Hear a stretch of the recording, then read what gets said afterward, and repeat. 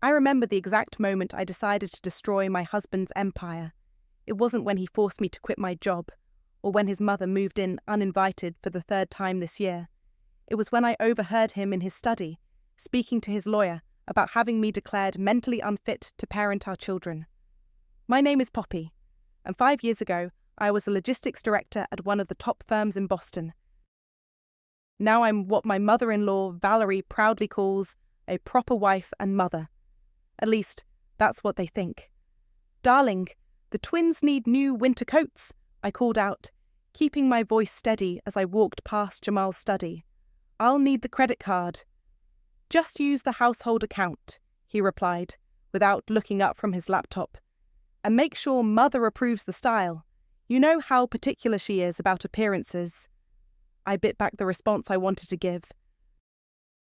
Instead, I smiled and nodded, clutching the crisp white envelope hidden in my sweater pocket. The one addressed to Eleanor Black, my other identity, containing partnership papers worth more than our entire house. Of course, dear. I'll check with Valerie first. The laundry room became my sanctuary years ago. It's where I retreat when Valerie's criticism becomes too much, where I hide when Jamal's controlling behaviour threatens to suffocate me. But most importantly, it's where I built my secret empire. Poppy? Valerie's sharp voice carried down the hallway. Where are you hiding now? I quickly locked the bottom drawer of my cleaning supplies cabinet, where my second phone and business documents were stored. Just finishing up some ironing. She appeared in the doorway, perfectly coiffed as always. The boys' teacher called. Apparently, Bo mentioned something about you working on a computer during their nap time. My heart skipped, but I kept my expression neutral. Oh, just managing our family calendar and meal planning. You know how scattered I can be without proper organisation. Her eyes narrowed. Well, I've always said a mother's place is with her children, not behind a screen.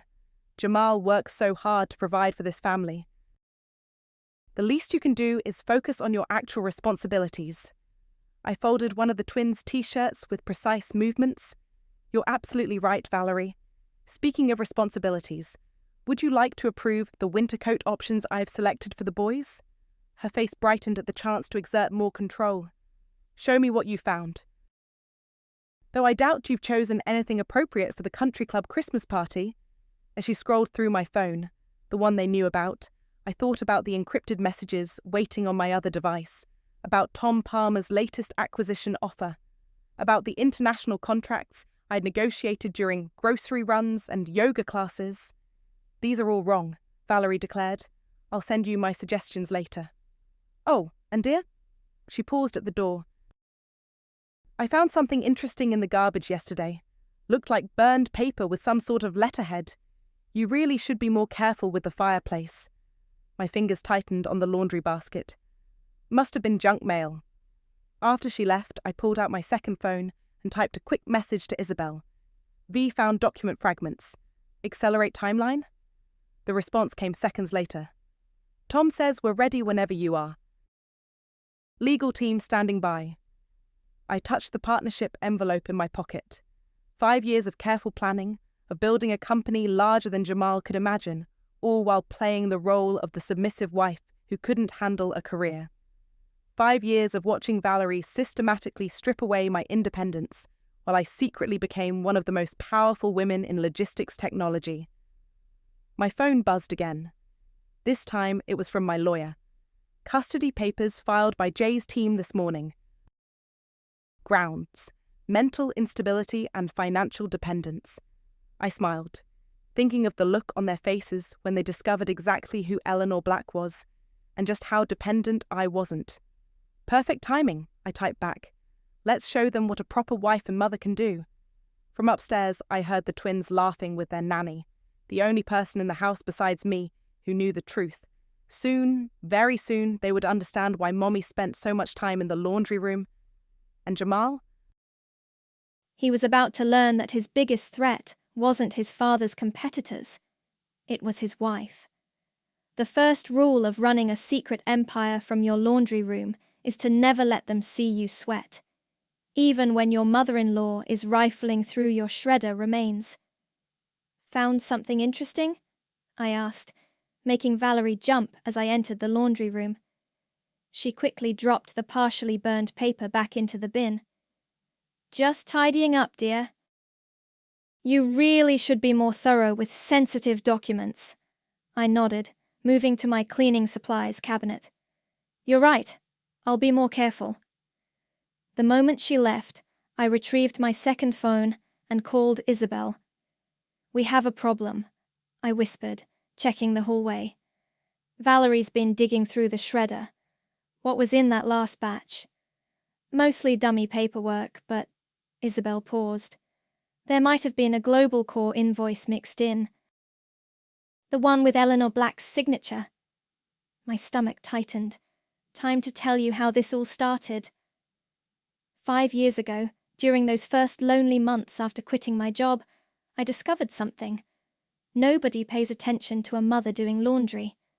Going to tackle Mount Washmore, I'd call out cheerfully, loading my laptop and headset into the laundry basket, buried under clothes. The first contract came from my old network. A logistics nightmare involving 3 countries and millions in medical supplies.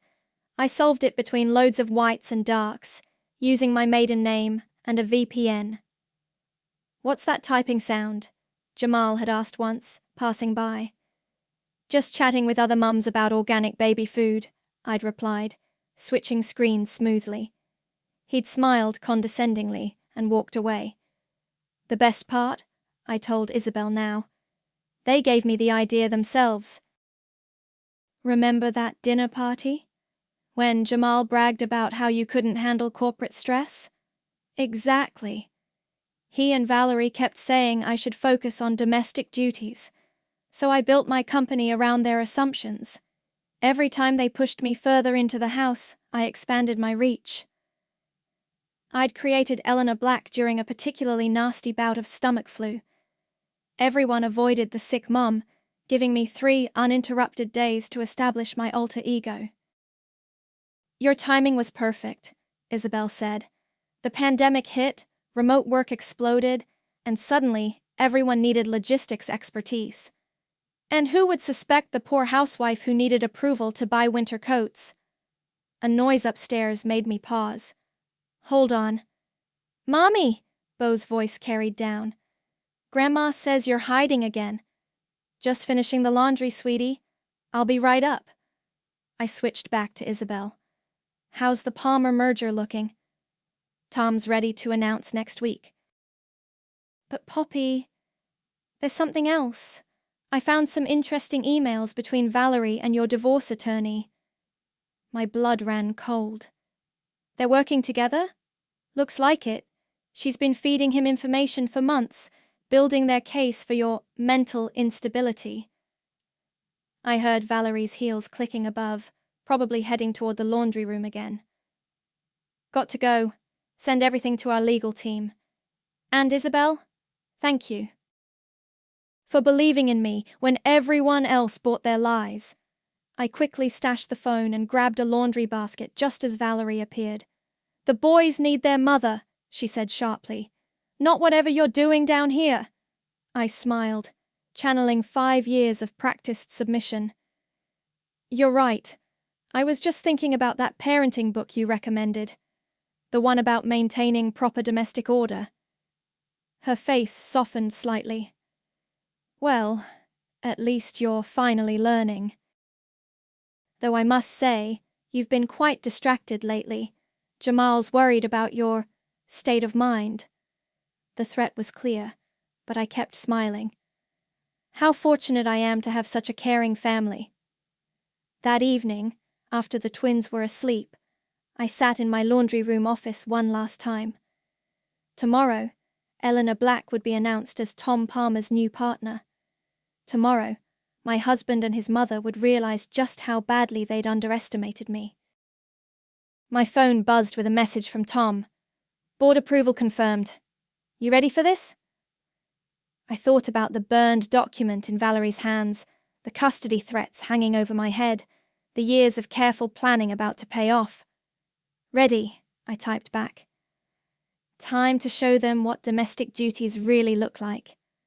I could hear Valerie upstairs, probably plotting with Jamal about their next move to control me. Little did they know, while they were busy clipping my wings, I'd built an empire right under their perfectly manicured noses, and tomorrow, the proper wife and mother was taking everything. "We need to talk." Jamal's voice was calm, controlled, the way it always was before he dropped a bomb. He stood in our kitchen, Valerie beside him, both wearing expressions of rehearsed concern. I set down the twins' lunchboxes. "Of course." "What's wrong?" "I've filed for divorce." He slid a thick envelope across the counter, "and I'm seeking full custody of the boys." The room went silent. Despite knowing this was coming, the reality of it hit like a physical blow. "On what grounds?" Valerie stepped forward, placing a manicured hand on my arm. "Darling, we're worried about you." All that time alone in the laundry room, the secretive behavior, the clear inability to maintain a career or support yourself. I shrugged off her touch. "I'm their mother." "A mentally unstable mother," Jamal said softly. "The court will see that. My attorney has compiled quite a convincing case about your deteriorating condition." "You've been watching me, gathering evidence." "For your own good," Valerie interjected. "The boys need stability, structure, a proper family environment." I opened the envelope, scanning the documents. Every odd behavior meticulously documented. Every moment I'd spent building my company, twisted into signs of mental illness. "You'll want to find representation quickly," Jamal advised. "Though I doubt any decent lawyer would take your case, given your lack of income and questionable mental state." I looked up, meeting his eyes. "Actually, I'll be representing myself." They both laughed. The sound echoed off our expensive kitchen tiles. "Oh, sweetheart," Valerie said, "you can barely manage a household budget. How do you expect to handle a legal battle?" The doorbell rang. "That would be my legal team," I said quietly. Jamal's smile faltered. "What legal team?" I walked to the door and opened it, revealing Helen Campbell, the state's top divorce attorney, and 2 junior lawyers. "Mrs. Matthews?" Helen extended her hand. "Global Core's legal department sends their regards." "Shall we discuss your case?" The color drained from Jamal's face. "Global Core? The logistics company?" "Oh," I said. "Didn't you hear?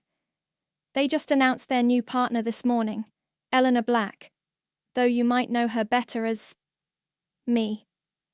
Valerie grabbed her phone, frantically searching the news. Her gasp told me she'd found the press release. "That's impossible," Jamal sputtered. "You haven't worked in years. You're just a proper wife and mother?" I gestured to Helen. "Please, come in. We can use my husband's study. He won't be needing it much longer." As we walked past them, Valerie grabbed my arm. "Whatever game you're playing." "No game," I replied. "Just good business. By the way, those documents you found in the shredder? Next time, wear gloves. Your fingerprints are now evidence of tampering with private corporate communications." Helen set up her laptop in the study while her associates distributed paperwork. "You can't do this," Jamal said from the doorway. "The boys will remain with their mother," Helen interrupted, "who, as it happens, is now the majority shareholder of a Fortune 500 company. Your claims of financial instability are, shall we say, problematic." "You've been lying," he accused. "Sneaking around, hiding things." "Like the offshore accounts you opened last month?" I asked sweetly. "Or the emails between you and my supposedly neutral divorce attorney?" "Amazing what good corporate lawyers can uncover." Valerie stepped forward, trembling with rage. "I always knew you were trouble. Jamal, we need to call our attorney immediately." Actually, Helen interjected, your attorney just withdrew from the case. Something about a conflict of interest with Global Core's subsidiaries. I sat behind Jamal's desk, my desk now, and smiled. You wanted a custody battle? Let's have one. But first, let's discuss the terms of Global Core's acquisition of your company's logistics division. Tom Palmer sends his regards, by the way. You vindictive bitch, Valerie hissed. No, I corrected her. Just a proper businesswoman who learned from the best. You taught me well, Mother. Now, shall we begin? As Helen opened the first briefing, I caught my reflection in the window. For the first time in 5 years, I looked like myself again. Not the submissive wife they'd tried to create, but the woman who built an empire between loads of laundry. The real game was just beginning. Tell me again how you pulled this off, Isabel said, spreading documents across my new office desk. After the confrontation, I'd moved operations from the laundry room to a proper workspace, formerly Jamal's study. Remember that logistics crisis in Dubai 3 years ago? I pulled up old emails on my screen. When everyone thought Eleanor Black was some mysterious recluse working miracles from Switzerland, while you were actually solving it during the twins' swimming lessons. The pool's Wi-Fi was excellent, I laughed. But the real breakthrough came when Tom Palmer noticed the pattern.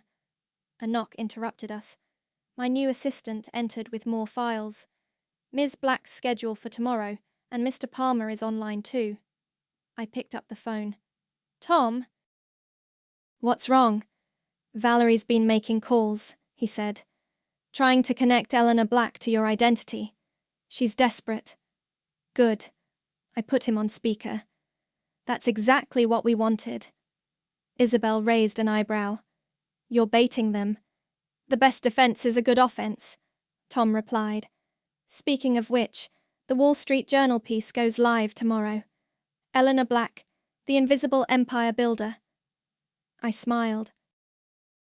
With plenty of breadcrumbs for Valerie to follow. After hanging up, I showed Isabel the article draft. It described Eleanor Black's meteoric rise, her innovative remote work systems, her particular expertise in domestic markets, every detail carefully crafted to draw attention. You're playing with fire, Isabel warned. No, I corrected. I'm playing their game. They wanted to paint me as unstable. Let's see how they handle finding out the unstable housewife has been outmaneuvering them for years. My phone buzzed. Jamal's number. I put it on speaker. Having fun with your little revelation? His voice dripped with venom. Actually, yes. How's the company stock doing? I heard it dropped 15% after the Global Core announcement. This isn't over, he growled. Mother found something interesting about Eleanor Black's early contracts. Seems they all trace back to your old industry contacts. Fascinating, I replied. While you're investigating, you might want to check your own company's books, particularly the offshore transfers from last quarter. Silence. That's what I thought, I continued. Now, if you'll excuse me, I have a board meeting. Oh, and Jamal? The twins' school called. You missed the custody hearing orientation. Again. I hung up as Isabel whistled low. Damn, you're scary when you're winning. I learned from the best. They spent years teaching me how to weaponize appearances, manipulate situations, hide in plain sight. I just applied those lessons differently. Another knock. This time it was Helen. We have a situation, she said, closing the door. Valerie's filed an emergency motion questioning the legitimacy of Eleanor Black's corporate identity. She's demanding proof you and Eleanor are the same person. I leaned back, smiling. Perfect. Perfect? Helen looked confused. She's trying to invalidate your entire business structure. No, I said, pulling out a thick folder. She's walking right into a trap. Remember those document fragments she found? I planted them, just like I planted the breadcrumbs leading to my old network. Isabel's eyes widened. You wanted them to investigate Eleanor Black, because every minute they spend trying to expose me is another minute of evidence for our case. I handed Helen the folder. 5 years of documented harassment, financial control, and psychological manipulation, all perfectly preserved in their desperate attempts to keep me in my place. While you built an international company right under their noses, Isabel finished, using their own tactics against them. I pulled up the Wall Street Journal article again. Tomorrow, Eleanor Black becomes front-page news. Valerie will spiral trying to prove the connection. And Jamal will show his true colors in public. Helen nodded. Brilliant. My phone lit up with a text from the twins' nanny. Boys asking for bedtime story. Coming home soon. Meeting adjourned, I announced, gathering my things. The proper wife and mother needs to read Goodnight Moon. As I drove home, I thought about Valerie's face when she found those documents, about Jamal's shock when he realized who Eleanor Black was. They'd spent years underestimating me, dismissing me, trying to break me. Now they were about to learn what happens when you corner someone and teach them everything you know about power and control. Tomorrow, Eleanor Black would become the talk of the business world. And my husband's carefully constructed empire would start crumbling, one perfectly planned revelation at a time. The courtroom fell silent as Helen presented my financial statements. I watched Jamal's face change from smug confidence to shocked disbelief as the numbers rolled across the screen. As you can see, Your Honor, Helen said, my client's company valuation exceeds $2 billion. The claim that she's financially unable to support her children is demonstrably false. Jamal's attorney jumped up. Objection! These documents weren't disclosed during discovery. Actually, Helen smiled, they were, under Eleanor Black's corporate filings, which your client received 6 weeks ago. The judge peered over his glasses. Mrs. Matthews, you're Eleanor Black? Yes, Your Honor.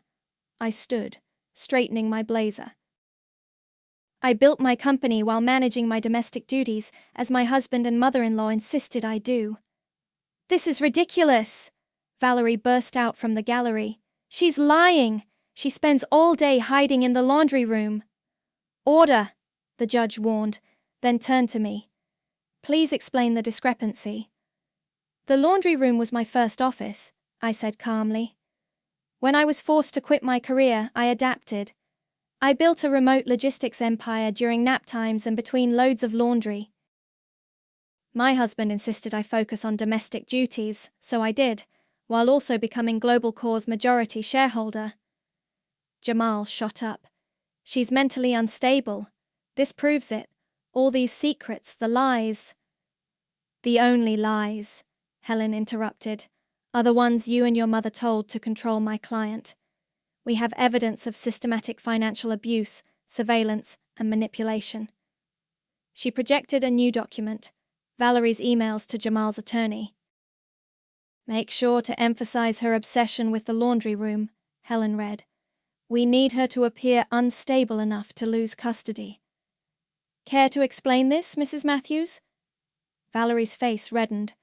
I was protecting my grandchildren. By conspiring to strip their mother of custody? The judge's voice was ice-cold. Based on activities that were actually legitimate business operations. Your Honor, Jamal's attorney tried again. Regardless of these supposed business dealings, my client has concerns about his wife's mental stability and secretive behavior. Secretive? I couldn't help laughing. Like your offshore accounts, or the fact that you're leveraged to the hilt trying to compete with Global Core. The color drained from Jamal's face. Speaking of Global Core, Helen continued, we'd like to enter Exhibit C, proof that Mrs. Matthews, as Eleanor Black, now controls 51% of voting shares in the company that's acquiring her husband's firm. The courtroom erupted. Jamal lunged forward, his careful facade finally cracking. "You manipulative bitch!" he shouted. "You planned this whole thing!" "Remove him!" the judge ordered as security intervened. "No, you planned this," I said quietly as they led him away. "You and your mother taught me everything I know about manipulation. I just learned the lessons better than you expected." The judge called a recess, but not before issuing a temporary order. Joint custody would continue, with supervised visitation for Jamal given his outburst. In the hallway, Valerie cornered me. "You think you've won?" she hissed. "We'll appeal. We'll expose every detail of your secret company. By the time we're done, Eleanor Black won't exist." I smiled, remembering all the times she'd cornered me like this in our kitchen. "That's the beauty of it, Valerie. Eleanor Black doesn't need to exist anymore. She did her job, proving exactly who you and Jamal really are." "We were trying to help you." "No," I corrected her. "You were trying to control me. You pushed me into the laundry room, so I built an empire there. You demanded I focus on domestic duties, so I turned those duties into a billion-dollar company. You taught me to hide in plain sight, then got angry when I did it better than you." Helen appeared with more documents. "Ready for round 2? The judge wants to review the financial abuse evidence." "Of course," I said, watching Valerie's face crumble. "A proper wife and mother should always be prepared, right?" Back in the courtroom, I thought about the twins, safely at school, unaware their father had just destroyed his own case. About the laundry room, where I'd learned to turn imprisonment into power. About the look on Jamal's face when he realized his submissive wife had outplayed him at his own game. The judge returned, looking grave. "Given the evidence of coordinated abuse and manipulation, I'm prepared to rule on custody immediately." I sat straighter, ready to finally step fully into the light. No more hiding. No more pretending. The proper wife and mother was taking back her life, and everything else they'd tried to steal from her. The knock on my door came at midnight. I expected Jamal, maybe even Valerie, but not the distinguished grey-haired man standing on my porch. "Hello, Poppy," Quentin said quietly. "May I come in? We need to talk about my son." I hesitated, then stepped aside. Jamal's father had been notably absent from our lives, appearing only at mandatory family functions. Now here he was, looking tired and determined. "The twins?" he asked, settling into an armchair. "Asleep upstairs. They're handling everything surprisingly well." He nodded, pulling out a thick folder. "I've been watching you, Poppy. Or should I say, Eleanor Black." "How long have you known?" "Since the Dubai crisis." He smiled faintly. "I was on the board that approved your solution, your methodology. It reminded me of someone I used to know." "Who?" "My wife, Jamal's real mother." He placed the folder on the coffee table.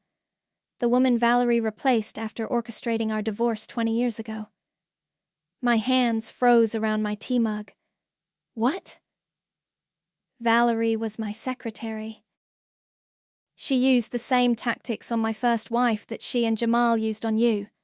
Isolation, financial control, questions about mental stability." His voice turned bitter.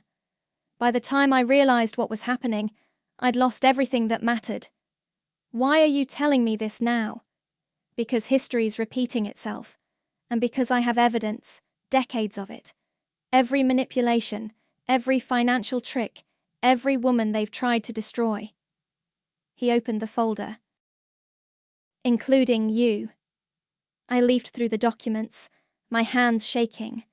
Bank statements, emails, photos, a systematic pattern of abuse spanning 20 years. "They're planning something," Quentin continued. Valerie's been liquidating assets, moving money. Whatever they're going to do, it's going to be soon. My phone buzzed. A text from Isabel. Emergency. Global core stocks dropping. Someone's dumping shares. Already started, I muttered, showing him the message. I can help, Quentin said. I'm still the majority shareholder in my own company, and I'm ready to testify about everything they've done. Another text flashed. Jamal filed emergency custody appeal. Claims new evidence of corporate fraud. I laughed humorlessly. They never learn, do they? No, Quentin agreed. But this time they're fighting both of us. He pulled out another document. I've restructured my estate. Everything goes into a trust, managed by you. Why me? Because you did what my first wife couldn't. You beat them at their own game. He stood, straightening his jacket. The trust documents will be public record tomorrow morning. Valerie's going to lose her mind. She'll come after you too. Let her. His smile was cold. I've spent 20 years preparing for this. The question is, are you ready for what comes next? I thought about the twins sleeping upstairs. About the laundry room where I'd built my escape. About Jamal's face in court when his perfect world cracked. They used me to try to destroy your company, I said. Didn't they? Yes. Jamal was always Valerie's puppet. She wanted control of both our companies. He headed for the door. The board meets tomorrow at 9. I assume Eleanor Black will be there. No, I replied, but Poppy Matthews will be. It's time to stop hiding. After he left, I called Helen. Get everything ready, I told her, and contact Tom Palmer. Tell him to activate Protocol 0. The nuclear option? She sounded worried. Are you sure? Quentin just gave us the final piece. We're ending this tomorrow. I walked upstairs, checking on the twins. They slept peacefully, unaware that their world was about to change again. On my phone, headlines were already breaking about Quentin's trust announcement. Valerie would be seeing them soon. Another text from Isabel. Valerie just tried to access Eleanor Black's private servers. She triggered the trap. Perfect, I replied. Send everything to Helen. Every attempt, every hack, every piece of evidence. I looked out the window at the city lights, thinking about Quentin's first wife, about all the women Valerie had destroyed, about how tomorrow would change everything. They thought Eleanor Black was their biggest problem. They were about to learn that Poppy Matthews, the real Poppy, not their creation, was much more dangerous. Because unlike Eleanor Black, Poppy had nothing left to hide, and everything to fight for. The final custody hearing began with a bombshell. Helen stood, calm and collected, as she addressed the court. Your Honor, we'd like to call our first witness, Quentin Matthews, Sr. Valerie's sharp intake of breath echoed through the courtroom. Jamal's head snapped up, eyes wide with disbelief as his father walked to the stand. Mr. Matthews, Helen began, please tell the court about your first wife. Objection, Jamal's attorney jumped up. Relevance? Goes to pattern of behavior, Your Honor, Helen replied, directly related to the current custody dispute. I'll allow it, the judge ruled. Proceed. Quentin's testimony was devastating. He detailed 2 decades of manipulation, describing exactly how Valerie had orchestrated his first wife's downfall, the same tactics now being used against me. And these documents? Helen held up a thick folder. What are they? Financial records, Quentin replied, proving that Valerie and my son have been systematically destroying women who threaten their control, including their current attempts to crash Global Core's stock to discredit Poppy. Valerie stood up suddenly. He's lying! This is ridiculous! Mrs. Matthews, the judge warned, sit down or be removed. Helen projected emails onto the courtroom screen. These communications show a clear pattern of criminal conspiracy. Mrs. Matthews, would you like to explain this email where you instruct your son to, quote, handle Poppy like we handled his first wife? Valerie's composure cracked. She was ruining everything, just like his mother did. Women like that, thinking they can run companies, thinking they're so smart. Order! The judge banged his gavel. You taught me well, Valerie, I said quietly. All those lessons about being invisible, about hiding in plain sight. Did you really think I wouldn't learn from them? Jamal lunged forward. You manipulative witch! You turned my own father against me? No, Quentin interrupted. You did that yourself, son, every time you chose your mother's schemes over your wife. Over your children. Helen presented more evidence. Surveillance footage from my house showing Valerie planting documents, tampering with my computer, coaching the nanny to spy on me. And this morning, Helen continued, Mrs. Matthews attempted to hack Eleanor Black's servers. What she didn't know was that every attempt was tracked, documented, and reported to federal authorities. The courtroom doors opened. 2 FBI agents entered. Valerie Matthews, one called out. You're under arrest for corporate espionage, conspiracy to commit fraud, and witness tampering. You can't do this! Valerie shrieked as they approached. I was protecting my family. No, I stood up. You were destroying your family, just like you destroyed Quentin's first marriage, just like you tried to destroy me. As they led Valerie away, Jamal broke down. I didn't know, he pleaded to the judge. She told me it was for the best, that Poppy was unstable. Mr. Matthews, the judge's voice was ice cold. The only instability I've seen is from you and your mother. This court grants full custody to Poppy Matthews, with supervised visitation for the father pending completion of psychiatric evaluation and counseling. Helen wasn't finished. Additionally, Your Honor, we're requesting a permanent restraining order against both Jamal and Valerie Matthews.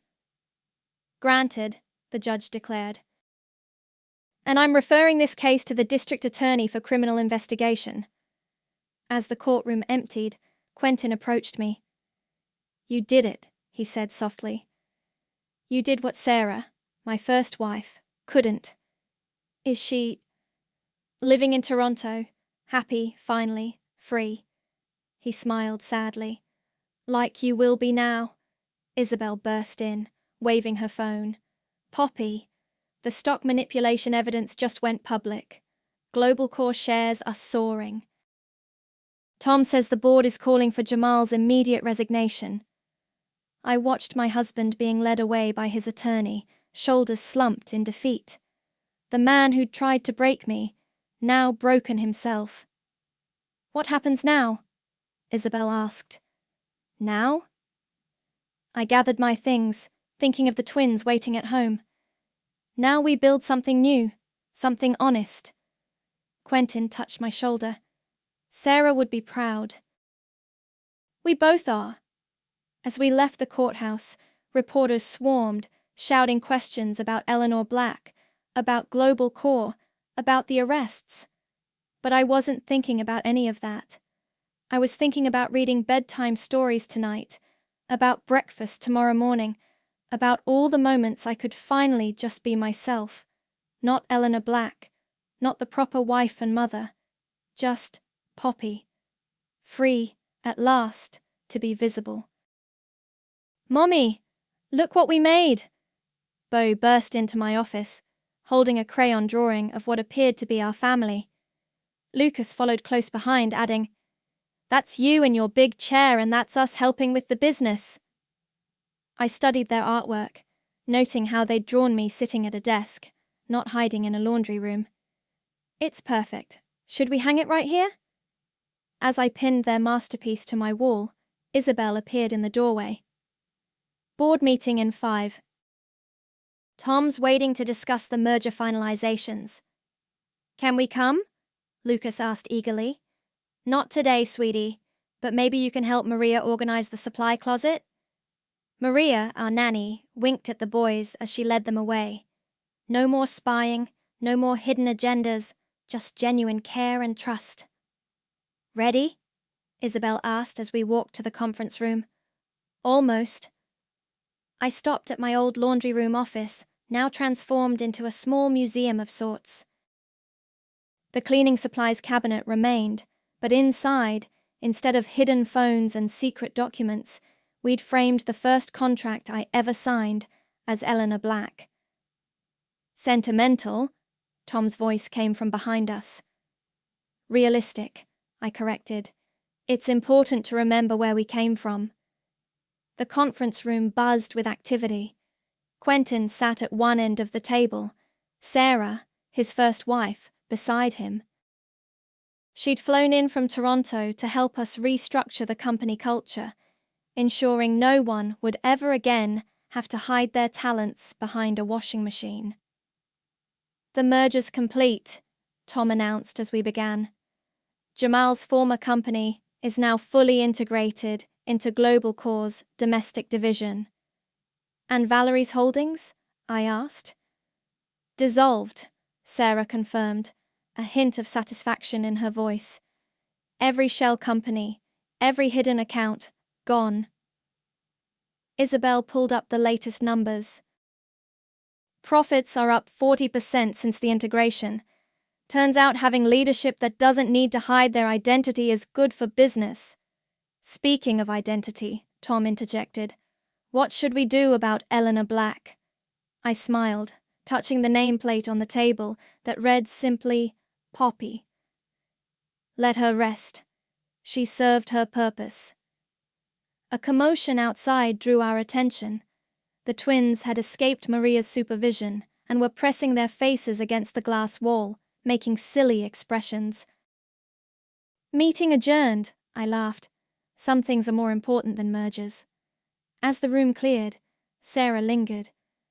I never thought I'd see this day, she said softly. Valerie behind bars, the truth finally out. You helped make it happen, I reminded her. Your documentation, your testimony. No, she shook her head. You did what I couldn't.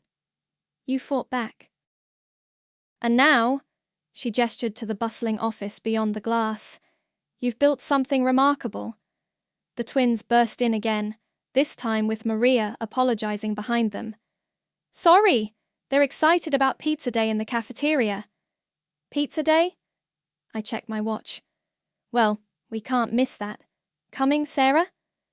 As we walked to the cafeteria, I passed the wall of executive photos. Where Jamal's portrait once hung, there was now a collection of images, women and men who'd risen through talent, not manipulation, people who could shine in the open. Mommy, Bo tugged my sleeve. Is Grandma Valerie ever coming back? No, sweetie, I said gently. But you have Grandpa Quentin and Grandma Sarah now, and lots of people who love you just as you are. Good, Lucas declared. She made you hide too much. Out of the mouths of babes. My phone buzzed. A message from Helen. Final paperwork filed. Divorce absolute. You're officially free. Free. Such a simple word for such a complex journey. The cafeteria was packed with employees. My employees, sharing lunch, ideas, lives. No hidden agendas, no power plays, no need to be invisible. Ms. Poppy! Our head of IT waved me over. We've got that new security protocol you wanted. No one will ever be able to hack our systems again. Perfect, I said, helping the twins with their pizza. But let's make sure everyone knows they never need to hide their work in the first place. Sarah squeezed my hand. From the laundry room to the boardroom, not bad for a proper wife and mother. I watched my boys chattering with their new grandmother, my friends and colleagues building something honest together. The empire I'd created finally standing in full sunlight. No, I agreed. Not bad at all. The proper wife and mother had become something else entirely, herself. And that, it turned out, was the greatest victory of all.